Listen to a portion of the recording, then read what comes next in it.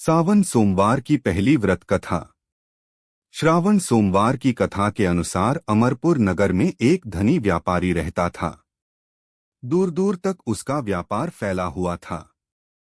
नगर में उस व्यापारी का सभी लोग मान सम्मान करते थे। इतना सब कुछ होने पर भी वह व्यापारी अंतर्मन से बहुत दुखी था, क्योंकि उस व्यापारी का कोई पुत्र नहीं था। दिन रात उसे एक ही चिंता सताती रहती थी। उसकी मृत्यु के बाद उसके इतने बड़े व्यापार और धन संपत्ति को कौन संभालेगा। पुत्र पाने की इच्छा से वह व्यापारी प्रति सोमवार भगवान शिव की व्रत पूजा किया करता था।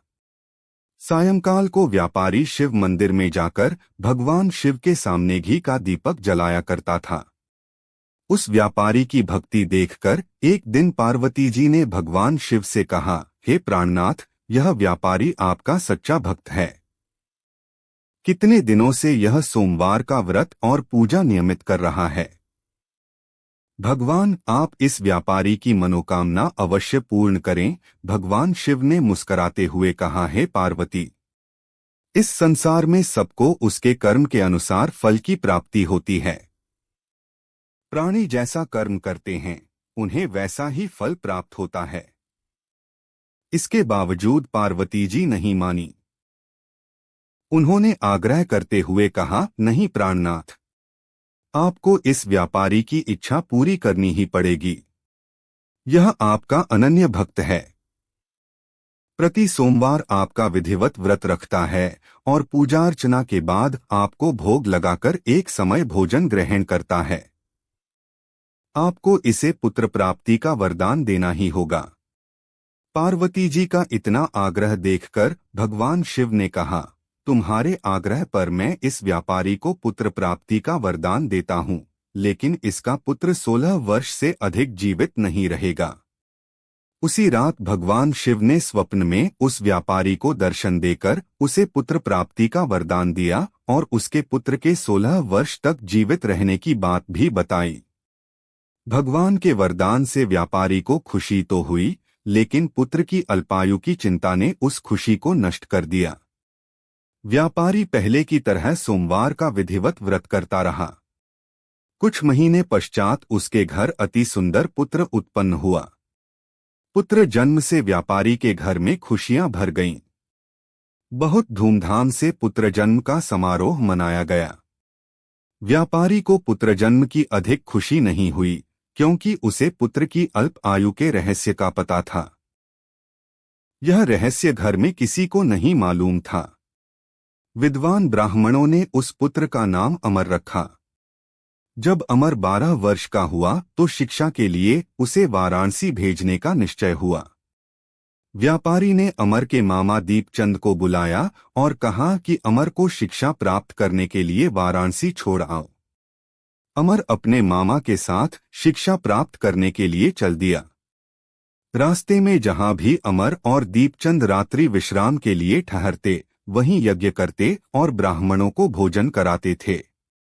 लंबी यात्रा के बाद अमर और दीपचंद एक नगर में पहुंचे।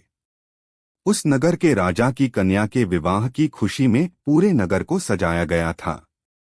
निश्चित समय पर बारात आ गई, लेकिन वर का पिता अपने बेटे के एक आंख से काने होने के कारण बहुत चिंतित था। उसे इस बात का भय सता रहा था कि राजा को इस बात का पता चलने पर कहीं वह विवाह से इनकार न कर दें। इससे उसकी बदनामी होगी। के पिता ने अमर को देखा तो उसके मस्तिष्क में एक विचार आया। उसने सोचा, क्यों न इस लड़के को दूल्हा बनाकर राजकुमारी से विवाह करा दूं?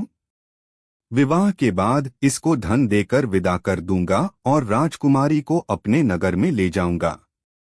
वर के पिता ने इसी संबंध में अमर और दीपचंद से बात की। दीपचंद ने धन मिलने के लालच में वर के पिता की बात स्वीकार कर ली।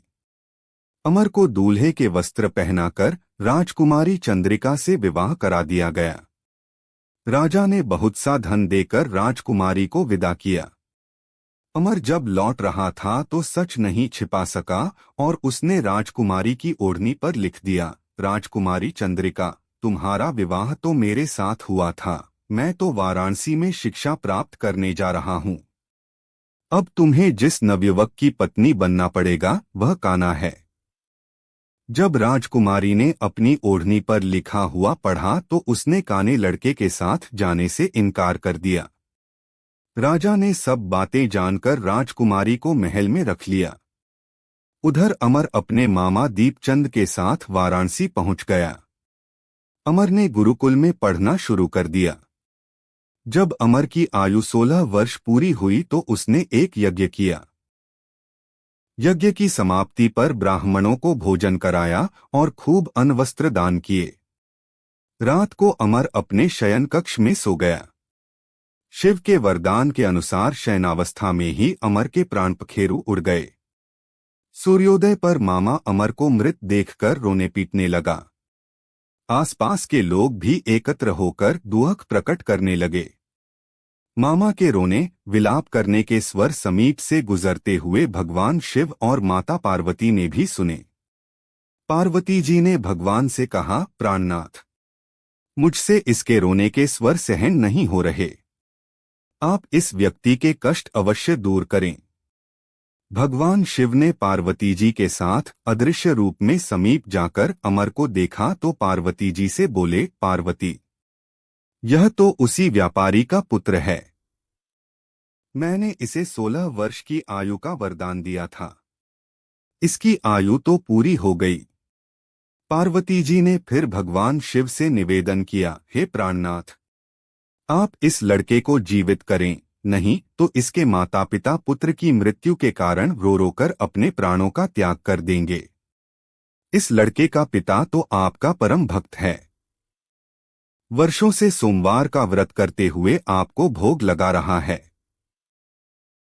पार्वती जी के आग्रह करने पर भगवान शिव ने उस लड़के को जीवित होने का वरदान दिया और कुछ ही पल में वह जीवित होकर उठ बैठा। शिक्षा समाप्त करके अमर मामा के साथ अपने नगर की ओर चल दिया। दोनों चलते हुए उसी नगर में पहुंचे जहां अमर का विवाह हुआ था। उस नगर में भी अमर ने यज्ञ का आयोजन किया। समीप से गुजरते हुए नगर के राजा ने यज्ञ का आयोजन देखा।